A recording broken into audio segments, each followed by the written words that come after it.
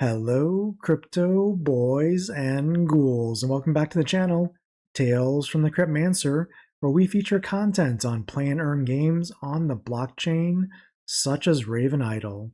And in today's video, we're going to be talking about what comes next in RavenIdle after this first season.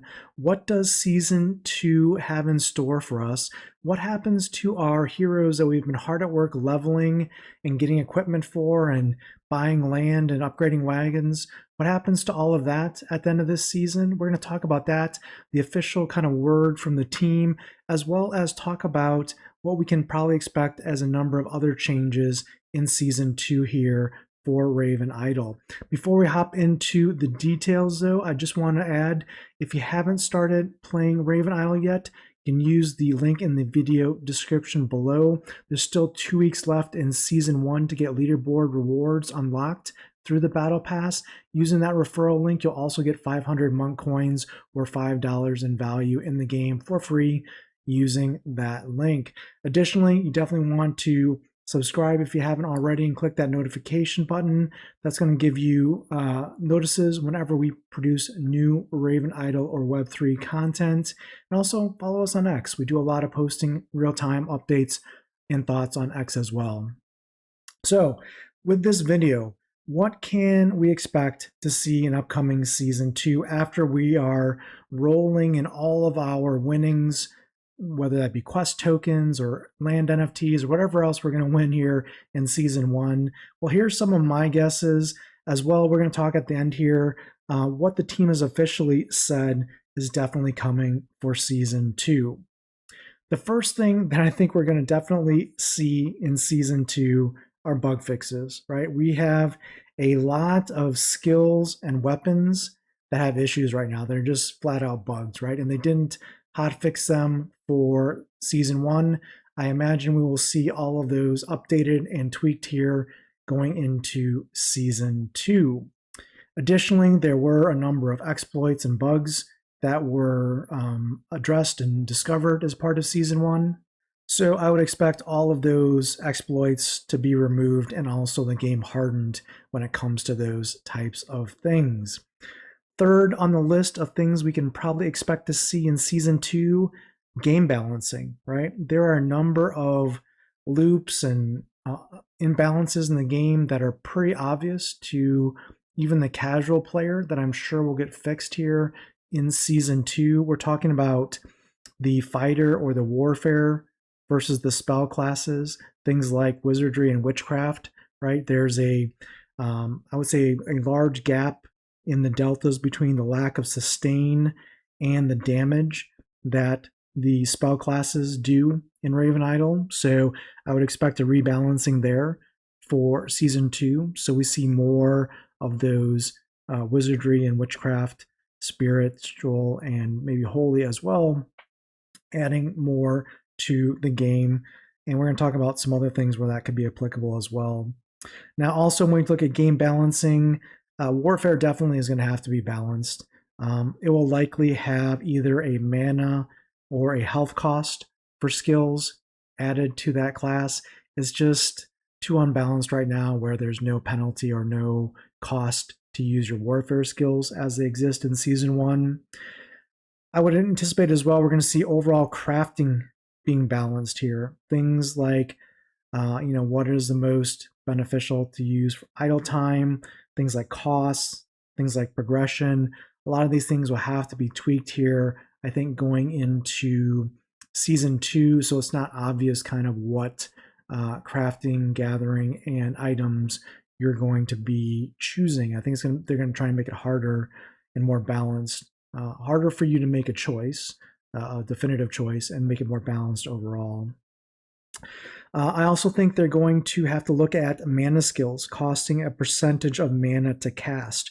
Right now, the way mana skills work, with it being a percentage of mana being used, it causes a conflict with players that don't really have an incentive to actually want to max or level up their max mana. So I think that's something that'll have to be looked at in season 2.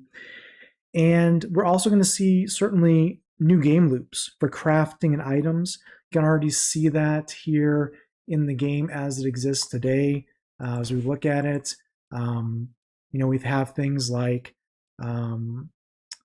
under gathering, we're going to have fishing and herbalism added and unlocked in season 2 more than likely, as well as alchemy.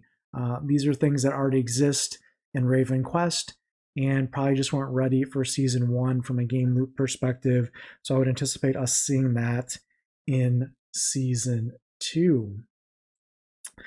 What else? Well, I would guess that we're going to see the ability to purchase monk coins in the shop here using quest tokens. That would make a lot of sense because that would give the quest token additional utility in the overall Raven Quest ecosystem.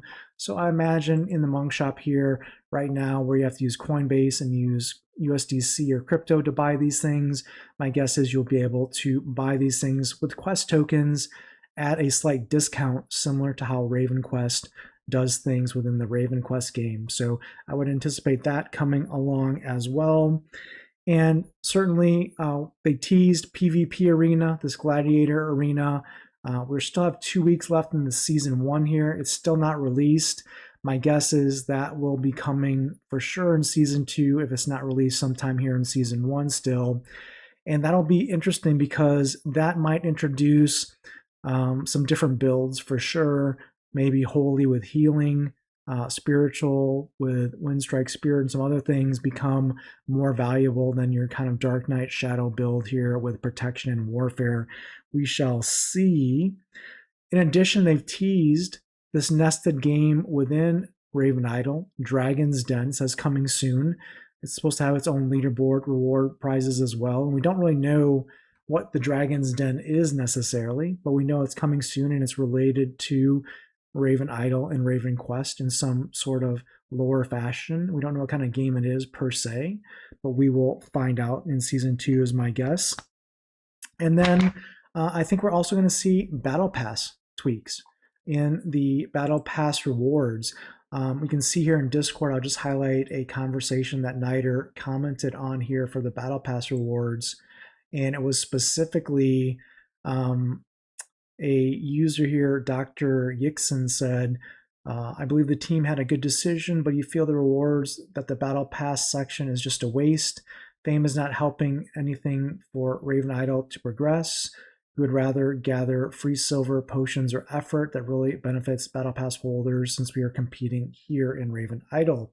And what Niter said, who is the lead game designer here for Raven Quest and RavenIdle, is sure, yes, we can change for season 2. Really, these are just bonus things in the Battle Pass. The Battle Pass's primary focus is participating in the leaderboard prize pool. So I would guess we would see some tweaks here as well. Now, really what everyone's probably wondering as you're watching this video, as it pertains to season 2, is what happens to all the progress over the last several weeks that you've made in RavenIdle. Is that all going to be lost? Is it going to be reset? That's the big elephant in the room. And we want to know what's going to carry over to season 2. Or did you just waste a bunch of time if your hero is going to be reset?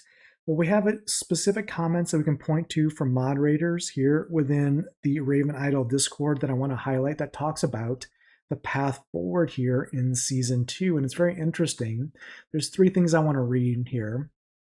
This first says, basically the plan is your season 1 character will become a legacy character. This legacy character will keep all of its stats, levels, and achievements from season 1 and can still be used in the game for content that considers legacy progress. For season 2, you'll get a new seasonal character that starts at level 0. The seasonal character is what you'll use to compete in the new season's leaderboard and events. Each new season works this way. You start fresh for seasonal competition, but your previous progress is preserved as legacy. And after season 2 ends, your seasonal progress will still roll over and be counted and added towards your legacy total. And we have some more details here from another moderator within the RavenIdle team. And they say, in fact, It's not intended that you achieve all the achievements in RavenIdle in season 1, of course, because you're not going to do all those trade packs. You're not going to do all those archetype levels at max level 75 here in 4 weeks. And they're basically saying that your characters will persist even after the season's end, and there won't be a wipe. The RavenIdle seasonal model we intend to follow will ensure that players' progress is not wiped. Instead, seasonal characters will transition into legacy characters, and although each new season will require a fresh start for competition, the seasonal progression will eventually roll over and merge into the legacy characters' total progress. And actually, I want to read one more thing around this seasonal and legacy concept. It was actually by a user in the Discord that kind of broke it down and summarized it with their own interpretation. And what Torkel24 here said was basically, imagine having 2 servers where one of them is your main character and the second one is the competition character. When a new season starts, the main character gets all the gold, items, experience, trophies, etc. from the competition one, and that competition one is reset to play the new competitive season. That way you have your main character, which you can play slow as idle games are meant to be played, and then you have the seasons when you want to try hard and opt for bigger leaderboard rewards. And you see, they say they've seen that in other games, and it sounds very fun, right? So that's the concept here that is being implemented for season 2 from a legacy versus seasonal character, and that really insinuates that there'll probably be a gap between season 1 and season 2, where they'll just leave RavenIdle Legacy available for you to continue leveling your legacy characters and skills and attributes and crafting and all that stuff, saving up for land and whatnot. And then they'll roll into season 2 where they'll reset your seasonal character at that point in time. And then it's off to the races again for the leaderboard and understanding how the metas have changed for the next season. Now, there are certainly some outstanding questions that we have going into season 2 that we hopefully will hear on an AMA coming soon from the Tavern Light Games team. Some of those open items that I think would be good to understand would be, what is that time gap between seasons going to look like? Is it going to be a couple days? Is it going to be a couple of weeks? Is it going to be months? What is that going to look like for development and changes to get adjusted? And then also, what happens to large investments of time and silver, such as as it pertains to land? Like if you've upgraded your large land or your stronghold, spent 5 million or 25 million silver, are those going to be reset with your seasonal character, and you're going to have to build your land up from scratch every season? That's going to be interesting as well. My guess is that'll likely be the case, but we'll have to see if there's some kind of compromise there. Now, the next question that's outstanding that hopefully will get answered sooner rather than later is, will Tavern Light Games, the developers of RavenIdle, put forth another $70,000 of their own funds and assets to seed season 2 leaderboard rewards? I mean, will it be more than 70K? Will it be less? And really, I guess the answer is going to come down to, it depends on how the marketing for RavenIdle worked for RavenQuest. Are a lot of people that are playing RavenIdle now playing RavenQuest because they understand how the skills and everything works in RavenIdle, and it carries over into RavenQuest? Are people now playing RavenQuest as kind of RavenIdle as the gateway in to RavenQuest as a game?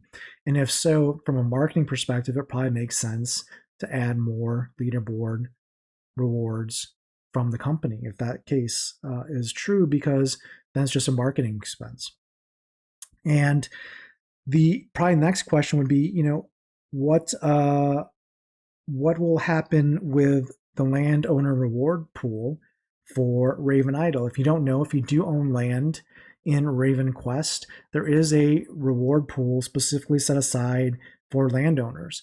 I think it's somewhere between 10K and 50K. It's going to fall somewhere in that range, depending on the number of landowners that play RavenIdle.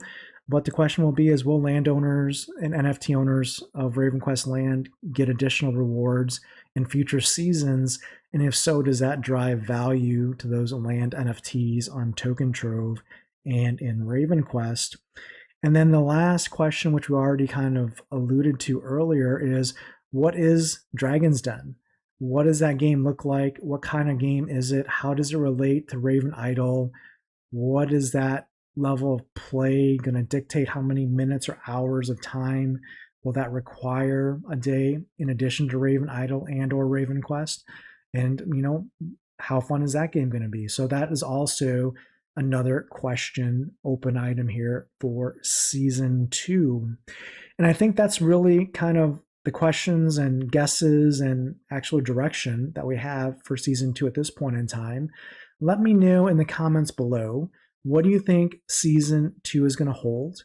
Are you excited? Will you play season 2 if you've been playing season 1? And would you recommend RavenIdle to your friends based on what you've seen so far? Let me know in the comments below. And until next time, keep stacking those stats.